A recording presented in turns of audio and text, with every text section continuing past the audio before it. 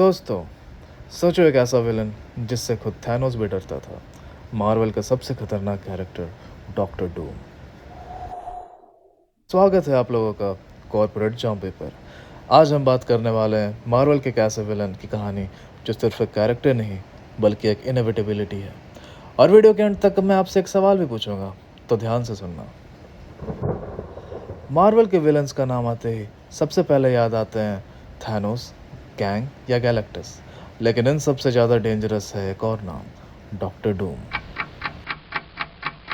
डूम सिर्फ अपनी मैजिक या टेक्नोलॉजी की वजह से ही पावरफुल नहीं है। उसका असली स्ट्रेंथ है उसकी इनडोमिटेबल विल, उसका परफेक्ट प्लानिंग और उसका ये यकीन कि सिर्फ वही एक परफेक्ट दुनिया बना सकता है। एम्परर डूम स्टोरी लाइन में डूम ने पर्पल मैन के फेरोमोन पावर्स को अपने टेक के साथ मिलाकर पूरे अर्थ को माइंड कंट्रोल कर लिया, एवेंजर्स तक को, और पूरी दुनिया बन गई एक यूटोपिया, बिना क्राइम के, बिना वार के और बिना भूख के, लेकिन सिर्फ डूम के रोल के अंदर। सोचो एक ऐसी दुनिया जहाँ न क्राइम हो, न जंग, न भूख। डूम ने यह सपना सच कर दिया था, लेकिन जब एवेंजर्स ने उसके जादू को तोड़ दिया, सबसे बड़ी हैरानी ये थी कि लोग डूम को वापस चाहते थे, क्योंकि उनके लिए उसका यूटोपिया असली दुनिया से बेहतर था। हाउस ऑफ एम के बाद जब वांडा ने अपनी याददाश्त खो दी, तो डूम ने उसे अपने पास रखा, लेकिन उसका मकसद प्यार नहीं था, बल्कि वांडा के अंदर छुपी वो कॉस्मिक लाइफ फोर्स थी, एक ऐसी शक्ति जो खुद रियलिटी को दोबारा लिख सकती थी। डूम इस लाइफ फोर्स को एब्जॉर्व करके लगभग सर्वशक्तिमान बन गया।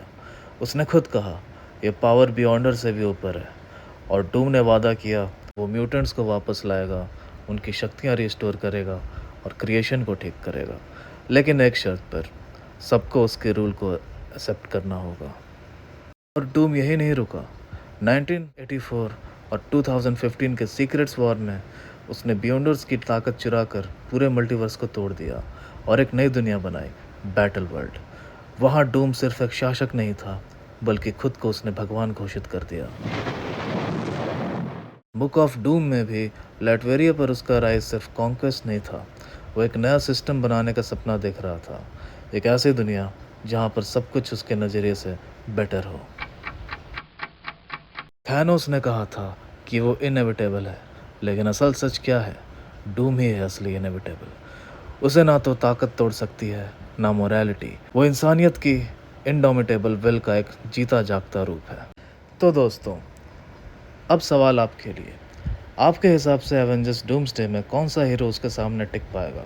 अपना जवाब कमेंट्स में ज़रूर लिखो, और अगर आपको ये वीडियो पसंद आई हो तो लाइक और सब्सक्राइब करना मत भूलना, क्योंकि ऐसे ही कहानियाँ मैं आपके लिए लाता रहूँगा।